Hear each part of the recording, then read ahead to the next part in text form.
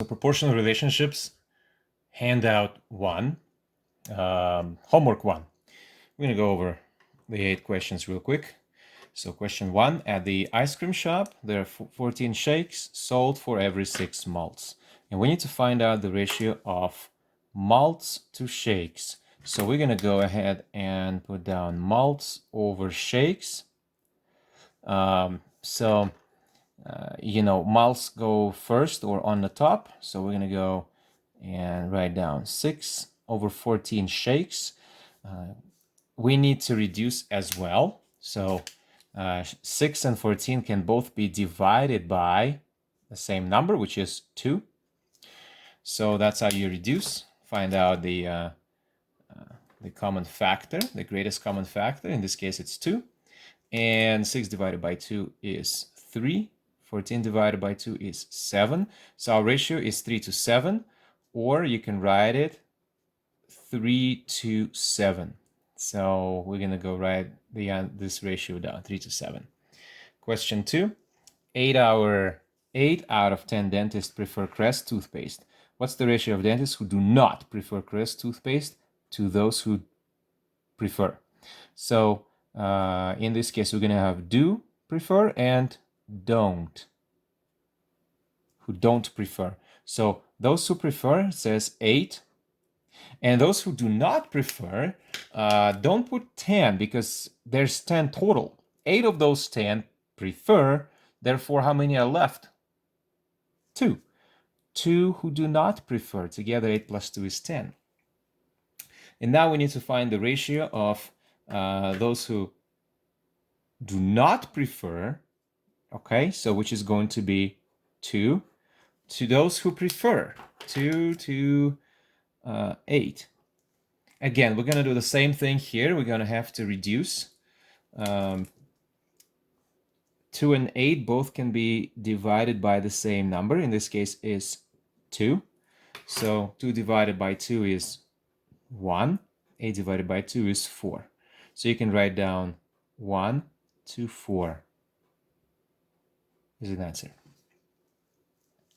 Next question. Animal shelters currently only has 30 dogs and 20 cats. What is the ratio of cats to all animals? So we need to find out. So there's 20 cats.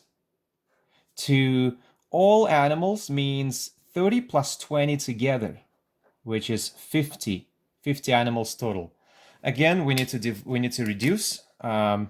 We can actually cheat in this case, and instead of dividing both sides by 10, both numerator and denominator, we can actually cross out a 0 from each. That's kind of a trick to solving this. So the answer is going to be 2 over 5, or 2 dogs to 2 cats to 5 animals total. So 2 out of 5 are cats. So put them down 2 to 5. Okay. Now here, Folgers coffee is priced at $12.88 for 80 cups. Okay, there's a previous number here, previous problem. You can pause it, copy it down. So Folgers is priced at $12.88 for 80 cups. Put dollars here. And Seattle's Best is priced at $9 for 50 cups. So find out the rate. 12 divided by 80. Sorry, 12.88 divided by 80. You're going to get, I'm going off the line here, you're going to get 16 cents or 0.16. So that's a 16 cents a cup deal. And Seattle will be $9 divided by 50 cups, which is 0.18. So which one is cheaper? Cheaper is the Folgers because it's 16 cents a cup. Question 5. Anna can type 123 words in 3 minutes. So we're going to go with Anna. So we're going to do 123 words in 3 minutes. And Carolyn goes with 220 words in 5 minutes. So we need to find unit rate of each. So here we go, 123 divided by 3. So 123 divided by 3 equals 41. And 220 divided by 5 equals 44. So 41 words per minute and 44 words per minute. So Anna is 41 words per minute. Carolyn is 44 words per minute. So Carolyn is the fastest because she can read or type more words per minute, 3 more words per minute than Anna. Okay, question 6 is one of the toughest questions. So we'll do those 2 questions at the very end. So here for question 7, we got Margie hands out 120 flyers in 2 hours. So 120 flyers in 2 hours. And guys, 2 hours. Okay, so I'm not gonna write in 2 hours for now. And Jackson. So this is Margie. And Jackson goes and hands out 18 flyers in 15 minutes. Now, Margie put 2 hours. I'm going to put it here, 2 hours. But we don't want to do 2 hours because look, Jackson is in minutes, and I think it's easier to go from hours to minutes than from minutes to hours. So we're going to cross it off. And how many minutes are in 2 hours?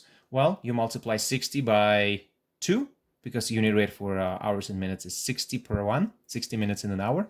So we get 120 minutes. Now we're ready to go. So since I'm lacking space here, you guys are going to have to be auditory learners for a second. So Margie's rate is 120 flyers divided by 120 minutes equals 1. Jackson's rate is 18 flyers divided by 15 minutes. He does 1.2 flyers per minute. So the answer, who is faster? Jackson accomplishes more in 1 minute. So it's Jackson. So for question 6, I'm using a larger paper because there's a lot more to write for me when I'm explaining this. So there's 8 children for each 1 adult, and we know that they're sold 147 more child tickets than adult tickets. Wow, it's a lot of information, and there's 2 kind of disconnected segments here. So how do we start it? Well, let's find out. So far, what do you see? I'm going to put here child, adult, and difference. Okay? Again, we need that difference to be 147. So for now, I'm going to create a small table and kind of like show you right now. So for child, 1 child, 8 adult, 8 children, 1 adult. And the difference is 8 minus 1 is 7. So far they sold 7 more child tickets than adult ticket. Okay, next line, let's keep adding 8 to this one, so it's going to be 16. Therefore, for 16 people, or multiplying by 2 every time, how many adults? 2 adults. So what's the difference now? 14. Keep adding 8. 24 children will be accompanied by 3 adults, and the difference now is 21. We can keep going like this. 32 is going to be our next number because you keep adding 8 and keep adding 1 here. And the difference between 32 and 4 is 28. But notice something. We can keep going until we reach 147 in here. Okay? But notice that every time difference goes up by the same number. by 7.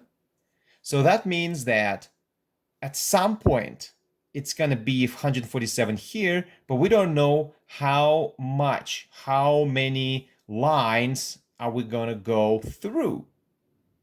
So here's the trick. Okay, we're going to put dot, dot, dot. Okay. And now to get 147 in here, here's what we do. We divide 147, divide by, how much is per step? 7. And you get 21. What that means is there are 21 of these lines. Again, if you don't believe me, you can go ahead and count every single time. Keep adding 8 here, keep adding 1 here, and then keep adding 7 here. And then eventually it's going to go down, down, down.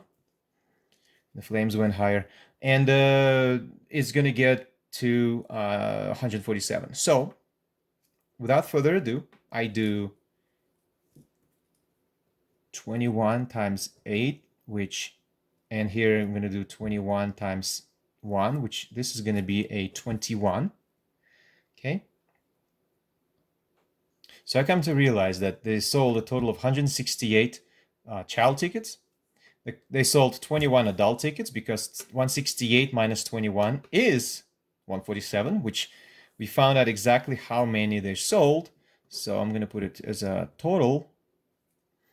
And now 168 plus 21 equals 189 tickets. Okay, so this is all the math. This table is optional, but it really helps finding out what's the visualize the data. Okay, this is just one way of doing it. You might find a better way. Let me know. Okay, in question 8. Now for this question, we know that there's servers, there's cooks, and there's a total. So I'm going to create a table for this just to visualize what I do. Servers to cooks ratio is 5:2. And you know that the total has to be 42. So again, we're going to start with servers to cooks. And you know that for every 5 servers, there's 2 cooks. That brings the total to 7. Now, what if there were more people? Well, in order to keep this proportional, for every 10 servers, there has to be 4 cooks. So we keep multiplying by 2 the initial row, which turns this one is 10 plus 4. Total is 14. Next line will be 15 plus 2 here is 6. 15 plus 6 is 21. This is interesting. We're looking at patterns and we're seeing some. Okay, so this problem is such a small problem that you don't have to actually use the technique learned in the previous one. You can continue this table and you'll get the answer pretty much fast. So 20, 2, 4, 6, 8. 20 plus 8 is 28. Next, add 5. 25 plus 2, 10. 25 plus 10 is 35. 35? Yes, 35. Next, keep adding. So again, our goal is to get total of 42. 30, okay, plus 5. This one, 10 plus 2 is 12. 30 plus 12 is 42. Uh-oh, we just found it. The magic number here is 42. So 30 servers, 12 cooks, total of 42. The question was asking you how many servers does Stan's steakhouse has, and the answer is 30.